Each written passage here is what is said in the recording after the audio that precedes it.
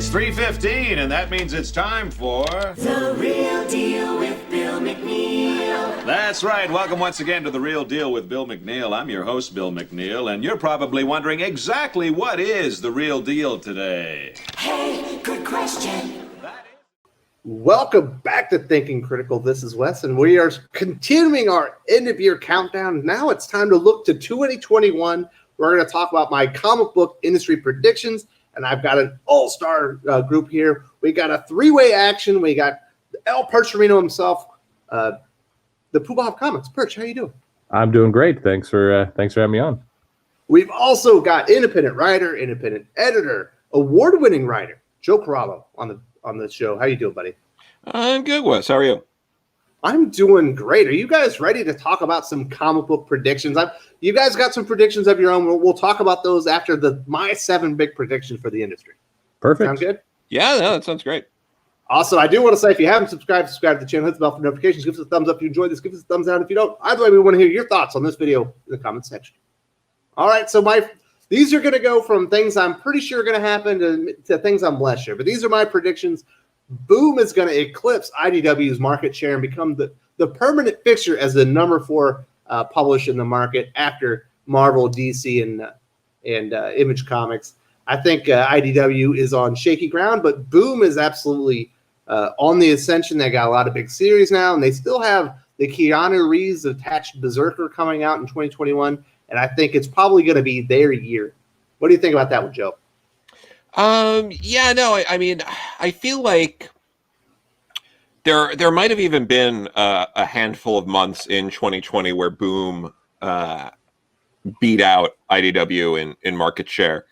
It's going to be complicated because I think Boom's going to continue doing this. They're going to be they're looking at places like Image as like their rivals and not IDW or Dark Horse. Yeah, it used to be Dynamite, Boom, Dark Horse are all kind of jockeying, and it feels like Boom's kind of taking the step. No, absolutely. And, with books from, Kieran Gillen and James Tinian and all that, they're in a good position to do that. Obviously, the big successful Kickstarter this year with, Keanu Reeves, like we're going to see them continue moving in this path. I think IDW... their way looking forward is going to be trying to find their niche. I mean, there's been rumors that they might take over reprints and collections from DC. And if they do that, they'll get some money in that way. That could potentially open the door to, them publishing some more original content there to try to compete with places like Boom, like some original DC content, like they've been doing with Marvel with Star Wars Adventures and some of the other properties there. I think IDW, this could end up being 2021. I don't know when the contract's up, but this could be a year where they lose a major license. Maybe they lose Hasbro. Maybe they lose, Wizards of the Coast or something like that. Well, that's part of Hasbro, but if they lose that, that's going to be like a killer blow to IDW. So we're going to see what they can do, but all signs are pointing to Boom solidly being, possibly the number 4 publisher, just solidifying that in the industry. Yeah, I'm with you, Joe. I think those things will come fast. I do think they're going to lose a license. I think they just won't be able to hold it. And I think that may accelerate all this stuff. But Boom's certainly making some great strides, and we'll see kind of how they adapt to all this. I think a lot of what's going to push it is how well they're able to find other places to sell their comics. Like who's going to open up some new market somewhere.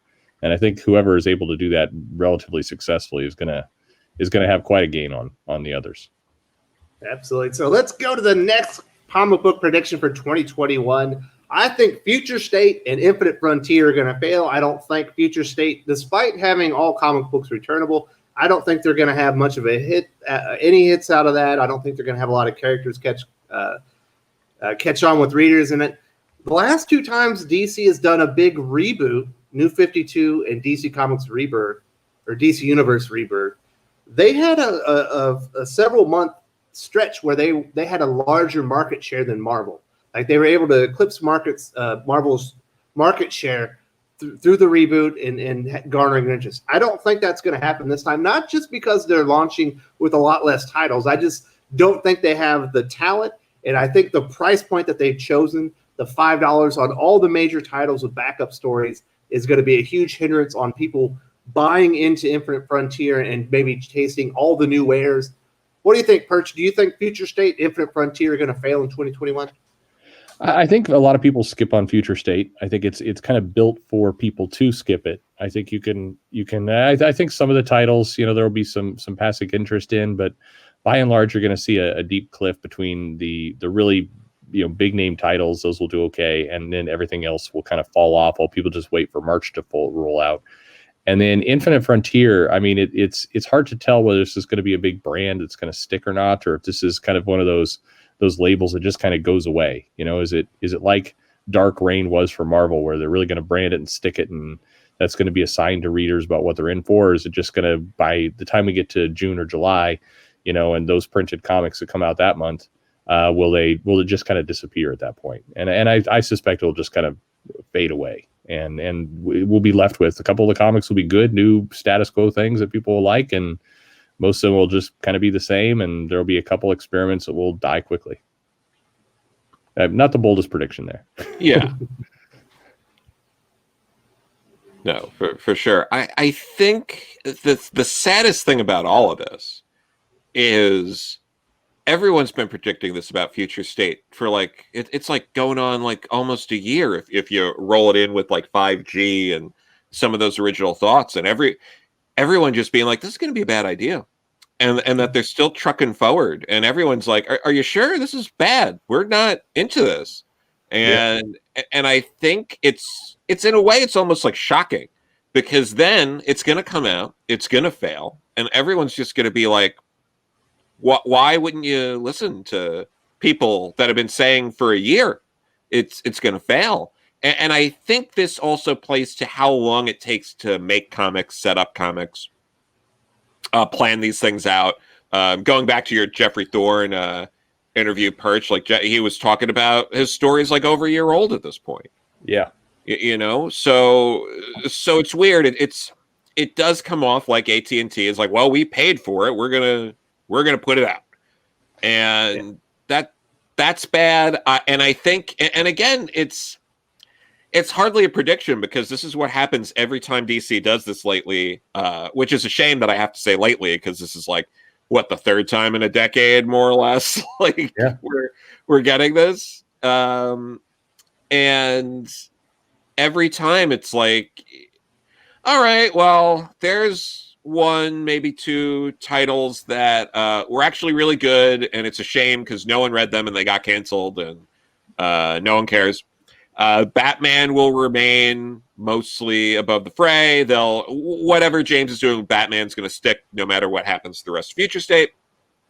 And then after that, there might be like one thing that sticks. Maybe it'll be Green Lantern, maybe it'll be Yara Flora.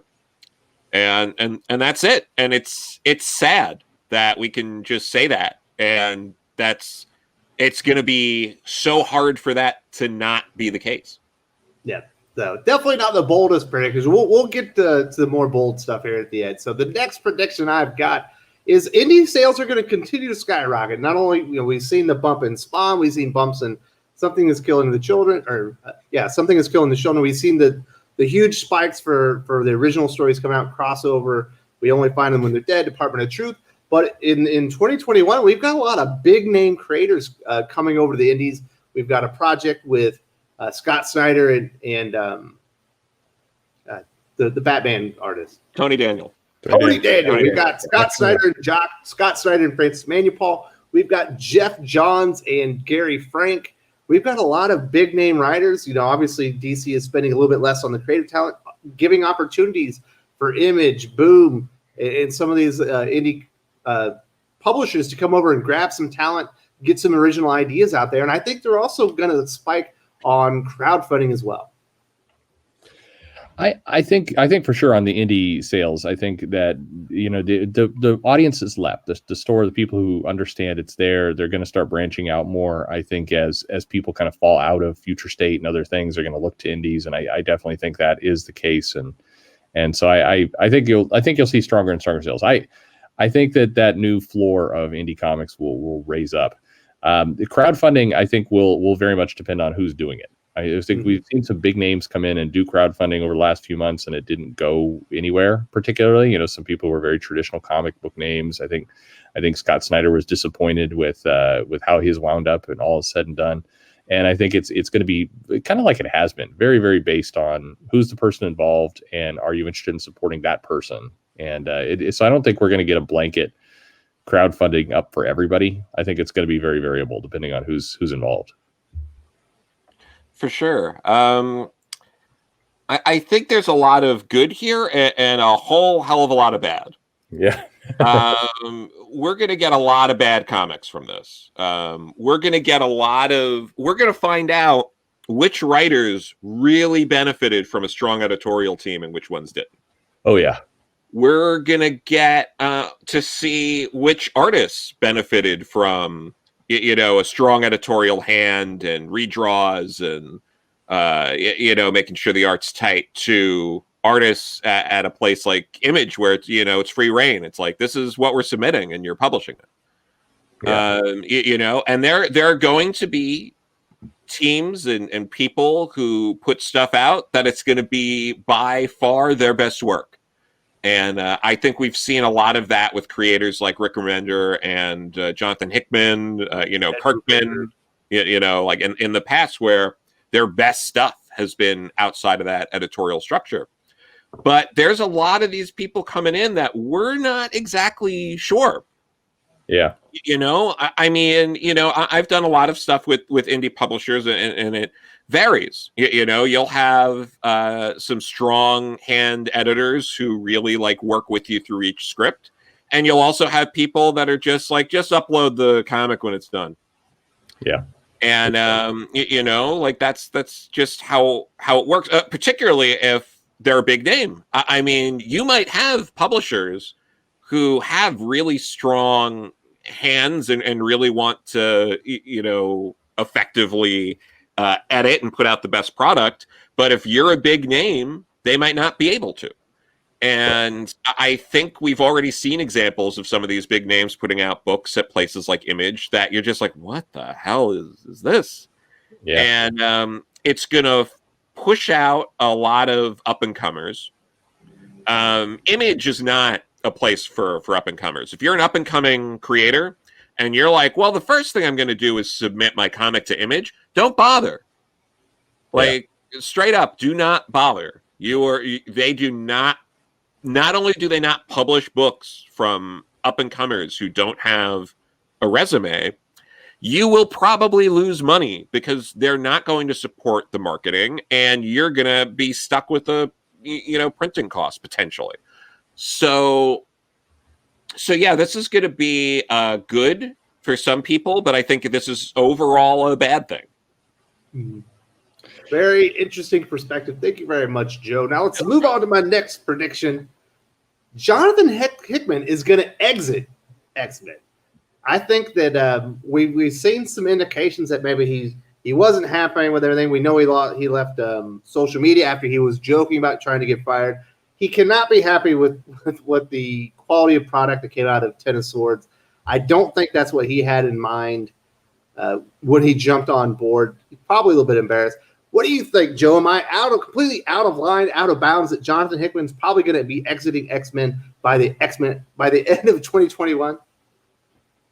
I don't think you're wrong. I think there's elements here that have been pointing to this. We've seen. Trying to think. So we got some more interference in the X books than I think was originally anticipated. When this was all starting, House of X, Powers of 10, and we just started with Dawn of X, there was this real feeling, and I think this was also reflected in the writer's room and at Marvel, that this was going to be all Hickman. He decides what's going on. There wasn't going to be a lot of interference. We've seen interference creeping in more and more. We saw they had to tie into Empire.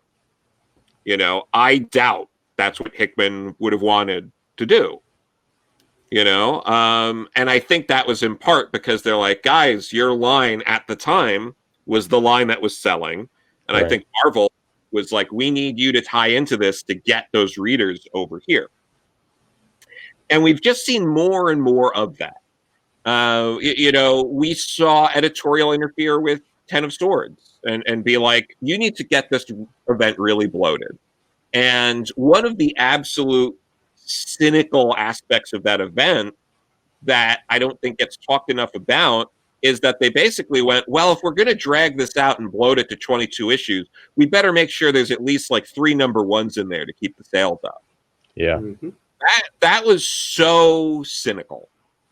And it's been getting a pass. And I see, I can't imagine Hickman's vision was like, we need to have 3 oversized number 1s to boost sales. Like, I don't see that being what Hickman would have wanted. So it seems like there's more and more interference. And the fact that they keep hammering down, this is going to be like at least 3 years. We've got, whenever I see those sort of things, I'm like, oh, this is never going to last. Because whenever any creator in the history of comics has been like, I'm on this book forever and no one's going to stop me, it stopped. So I think all signs are pointing to we're not going to end up with the full vision that Hickman wanted for the X-Men by the end. Yeah, I think that's a safe bet. I'd be a little surprised if it hits in 2021, but it's not going to be, I don't think it'll be much longer than that. I think it's like you said, I think a lot of the signs are there. I think that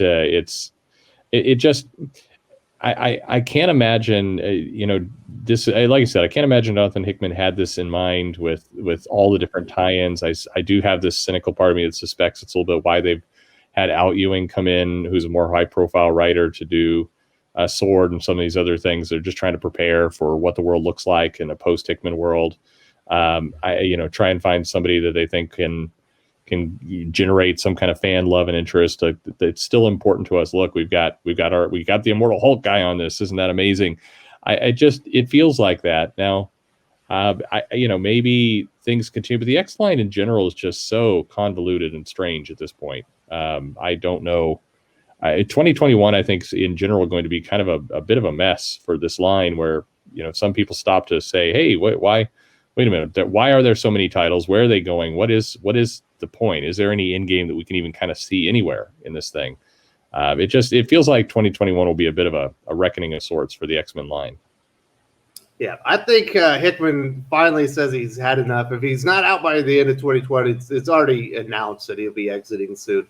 So Let's move on to my next prediction. All right, Perch. I think DC Comics, we've seen all the signs. We had Batwoman or Batgirl 50. We've had the new Milestone relaunch. We've seen lots of protests in Batman books and things like this. I think DC Comics is going fully woke in 2021. I think they've been kind of working towards this, and I think they're just going to embrace it for by the end of the year.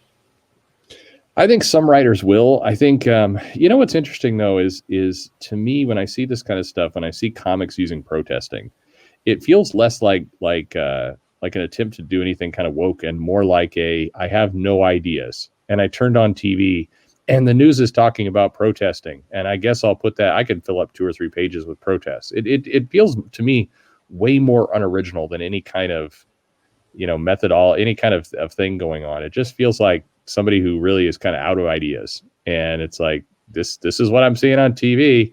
Might be a little dodgy to put a virus in here, so but there are protests. Let me put in some protests. See, I'm tapped into current culture. To me it always feels like a Simpsons Poochie kind of thing of here's something the kids will know because they're seeing protests.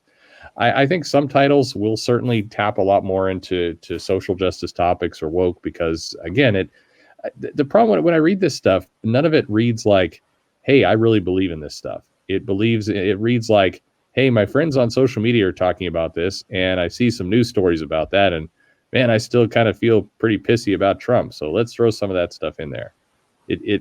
I always have a hard time calling that woke, is calling it just unoriginal kind of nonsense. Is it faux woke? It's faux woke. It's I've got no ideas, and and this is what my friends are talking about. So let's make a story out of it. And I because so many of these things they're so tired. Like are we going to get a reveal that in Gotham there are some police that may not be completely ethical? That's just how it always comes across to me. Yeah. I think we're probably going to just get the same creators who have been doing that kind of stuff will get to sort of do some of that like in their own corner. I think it's going to be easily avoidable. Yeah.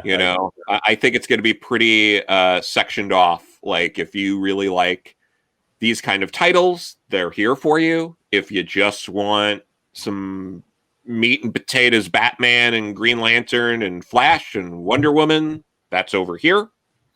I think one of the other things with this too that's really important to hammer down is DC and other publishers have been trained that that's the only way you get any news coverage outside of comics news. Yeah. No one at the New York Times or Hollywood Reporter or, I mean, NBC covered the new non-binary Flash character. That character doesn't have their own comic. They're in a 10-page short. Yeah. Doesn't have their own comic, isn't appearing in a TV show or movie anytime soon, and NBC covered it. So, like, there are these little things that can be done that they're like, oh, if we do this, we look stunning and brave. We get all the accolades. We get free press. If you think about it, they would be stupid not to. Sure. It's basically like leaving money on the table to not talk about some of these things. And I mean, all of that is there's a lot of good there. There should be, a diverse array of people living in cities like Gotham and Metropolis. There should be all kinds of people from all parts of the world with all sorts of backgrounds and, alien worlds, multiverses. Like there should be all sorts of things like that. I think we're going to get some of those more like, I don't think people are upset about that. What bothers some people, and I think this bothers people on all sides of the spectrum, is when it feels like a PSA. Right. When it feels like condescending, that it's like, oh, look at how great we are doing this, and look at this person who doesn't get it. I have to sit down with them on the couch and tell them what to do and all of that. And it's like, that's the part where, there are people that don't like that. And some of those people are also just like, that's a whole other can of worms. And then there's another section of people who are like, we've existed for, centuries, millennia, or I've been out for X amount of years. Every time they introduce a character like this, I don't need to be sat down and have it explained to me. I want this character living in the world and just interacting and doing cool things. I want a character that maybe kids could look up to or something like that, and not necessarily just repeated like talking points from HR on how to handle this sort of thing. So overall, I think they're still going to do that stuff, like you're saying, like these like comics that are touching some of these issues, like whether it be identity issues or police brutality or problems with capitalism and things like that. Those are absolutely still going to be happening at DC, but I think the way that AT&T is going to handle it is going to kind of section it off. So it's going to be easy to kind of, if you like it, you got plenty of content. And if you don't, you still got your like meat and potatoes comics. Awesome. Yeah. So I got a couple more predictions we got to get through. The next one revolves digital. I think we're going to see a faster digital subscription turnaround, meaning this in 2021, at the beginning of the year, on your Marvel Unlimited, it's going to go down. The new comics are going to show up 90 days after publication. On DC DC Universe Infinity, it's going to be 90 days as well. I think by the end of the year, it's going to be 30 days. The way to get digital comics to work is a subscription model, and the way to get big subscribers is to have the new content available day of release. That's not going to happen yet, but I think they're going to fix it and bring it down to like 30 days by the end of the year. What do you think about that one, Perch? Yeah, there's no doubt about it. Yeah, it'll be down to 30 days by the end of the year, and I think it will be pushing if it's day and date. I think it will. You may have a premium tier where you get day and date, same day. I mean, it's coming. I think so. So I know a lot of shops and a lot of retailers are very worried about this moment, and they should be. But you've had now many years to prepare for it. I mean, this is unavoidable, and we can't just kind of close our eyes and wish that it would not happen. It's going to happen. And definitely it's not going to change the buying habits. There's a lot of people we've heard of. We hear almost every aficionados we hear that there is people who will never, ever go to digital, and that's fine. They can continue to do print, but they're going to eliminate this gap. I think 30 days is going to be the longest it's going to be by the end of the year, and potentially faster than that. I think that's basically what's going to happen. I think you're going to see more original digital content that they'll just keep doing, like Harley Quinn and Super Sons, where they'll do maybe like 10-page 99-cent chapters that they'll eventually collect in like a 140-page like trade. We're going to see them trying to push that model more. We're going to see trying to figure out where the buying habits are and tailor the line to that. I think we're going to start seeing digital becoming like the new Vertigo, where like, we're going to try stuff out. Like if they want to do a new Spectre comic, for example, it'll be a digital exclusive. Yeah. Unless there's like a movie or something coming out where maybe they'll do like a one shot. If Spectre's in like a Justice League Dark movie, we'll probably get like an $9.99 one shot anthology book, and they'll come up with some sort of anniversary for Spectre. We'll see stuff like that, but for the most part, books like that, Phantom Stranger, Madame Xanadu, I think these kind of things you would have seen in Vertigo are maybe going to start migrating to a digital only. Probably the same thing with some of these like extended Bat family members, characters like that. So I think we're going to start seeing that. And we'll probably start seeing stuff that's not going to be available on Comixology, like digital exclusives where you have to get the subscription to DC Universe Infinite to get those comics, and they're going to try to invest and get creators to interest the people they want for that. Yeah, I agree with that completely. We're definitely going to see some exclusives, and I think they're going to pony up some cash to get some bigger name creators, more on the art side than the writer side, to do digital only material to also try and boost this up. I mean, they definitely want to push people there, and I think this is the year we see some really strong attempts to do that. Yeah, I agree. All right, let's get to my last prediction. This is probably the juiciest one.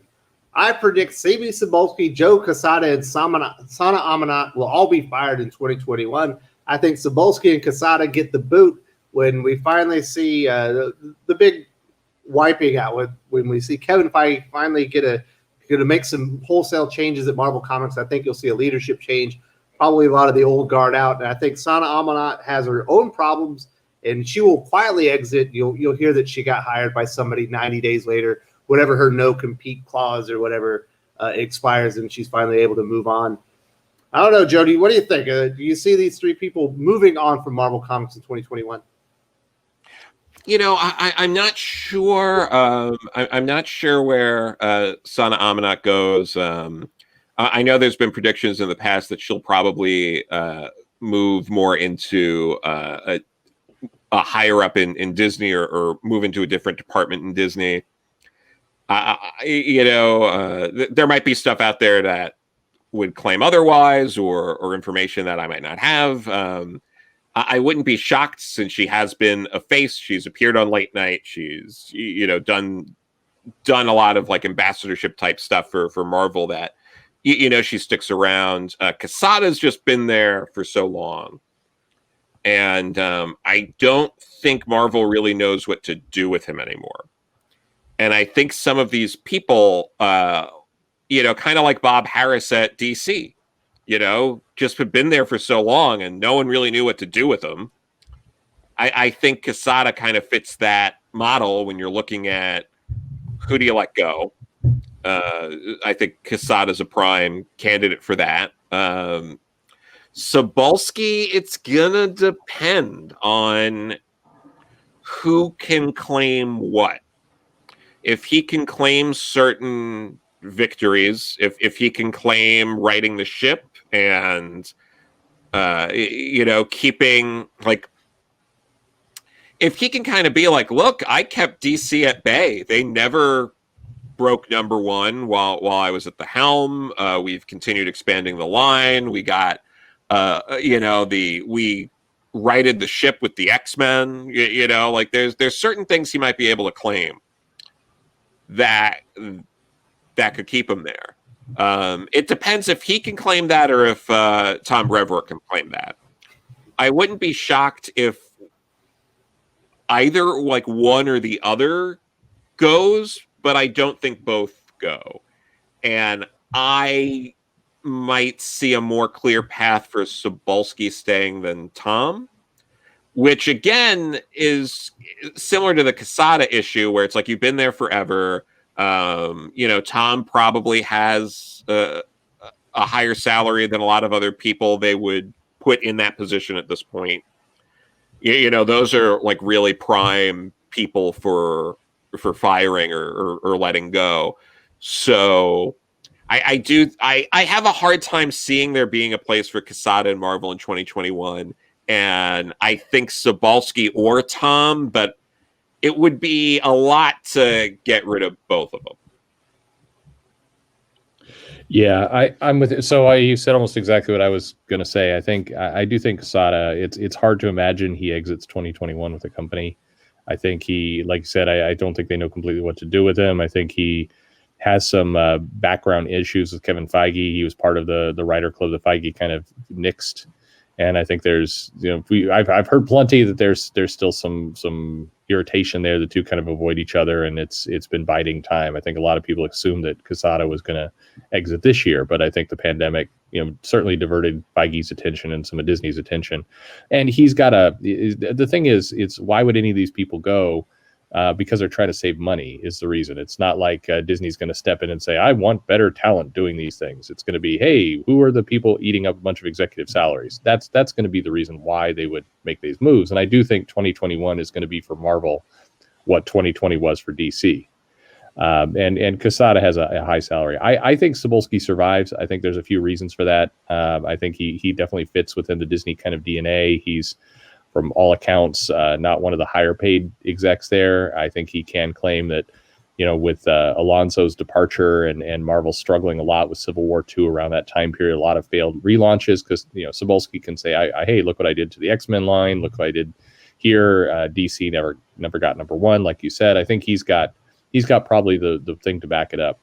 And Amanat, my prediction with her is she just segues into Disney personally, but she's got a lot of rumors surrounding her, certainly, and hard to tell what's true, what's not true. But she definitely has some baggage. It seems to be creeping up on her, but it is. Her ambitions were to go somewhere else within Disney. I don't think her ambitions were to hang out with Marvel forever. She wanted to go up. So I think in any case of this picture, I think the guy in the middle is the one who exits 2021 intact. And And same thing, I agree with you on Brevoort as well. I think at some point somebody goes, why are we paying this guy in the middle to look grumpy in 616 videos and joke around with Dan Slott? Why are we still paying this guy?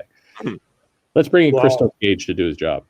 Yeah, Those are my predictions. I'm sticking to it. I'm telling you, Cebulski, Casada, and Amanat are all going to see the door. I think Amanat's got a lot more heat on her than people realize, and it's not going to be a good for her. Now, those are my predictions. Obviously, we have a couple other guests. Joe, do you have a prediction that you want to get out there before you wrap this up? Yeah, I probably one of the bigger predictions I have are a cutting of Marvel's line in a way that's similar to DC. I think Disney's gonna there are gonna be people who are looking at this and going like, if DC cut their line by half, we don't have to flood the shelves with as much product. So I think we're gonna start getting some reactions like that, and you're gonna start seeing, they might not cut as drastically, but it's like if DC cuts their line by, half or whatever the final number ends up being permanently, I don't see why Marvel wouldn't be like, we were already shipping more books than them. We could cut by a third and still be trouncing them. So why not do that? So I think 2021, we might start seeing, the Marvel Comics aligning to that. We might start seeing more books that get canceled and just, some books that were iffy where they're just like, we don't need to put it out now. Don't put it out. Let's, focus on these sort of things. I think we're going to get more events from Marvel, and both of you talked about this before recently. But, I think they're going to look at the model for something like Ten of Swords and be like, this fits a quarterly event model. We can do this event. We'll have an X event. This takes 3 months. We have 3 number ones to spread over those 3 months. So we can try to get number one every month.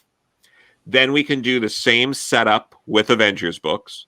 We could do the same thing with Spider-Man family and just rotate. That might be a model they try to implement, or doing more events, kind of like, more in line with things like Empire as well, where, they, do a bit of a free for all. But I think we might start seeing more events like that, where instead of going all the way to 6 parts or so, it's only 4 parts. You don't want to lose too much momentum. You don't want your sales to dip too much.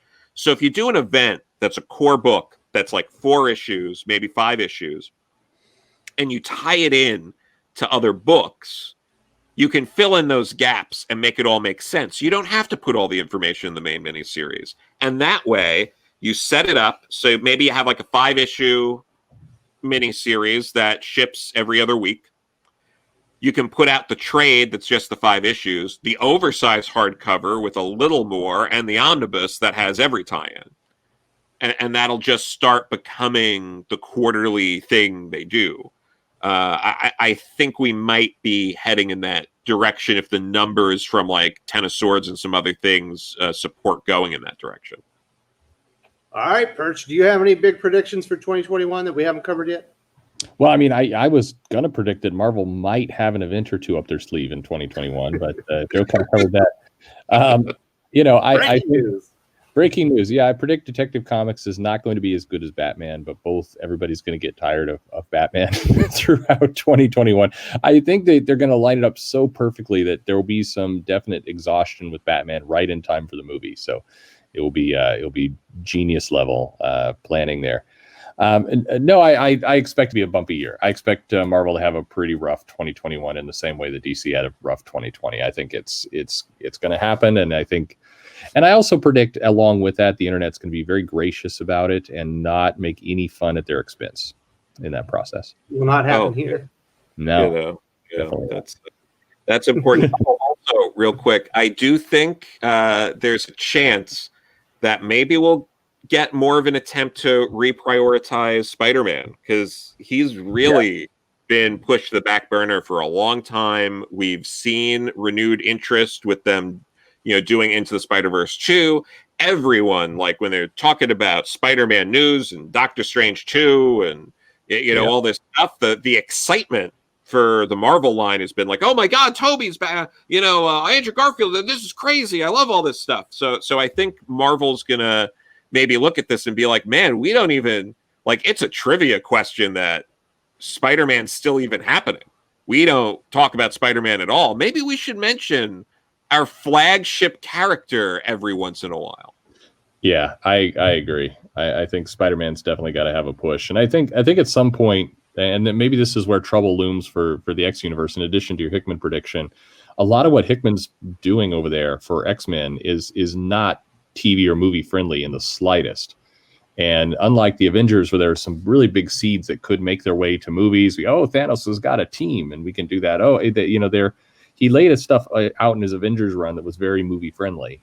And I think that's why he had a good reputation within Disney and some of these other arms. And what he's doing with X-Men and this entire universe, there's very little that translates in any meaningful way to the movies. And I think that kind of dawns on people in 2021 as well. Yeah. All right, fellas, I do want to say thank you very much. We went a little long today, but 2021 is going to be a big year. Got a lot of things happening. I definitely want to say thank you to Perch and Joe Corallo for joining me to talk about my predictions and their predictions for 2021 in the comic book industry. Thank you. Thank you. Yeah.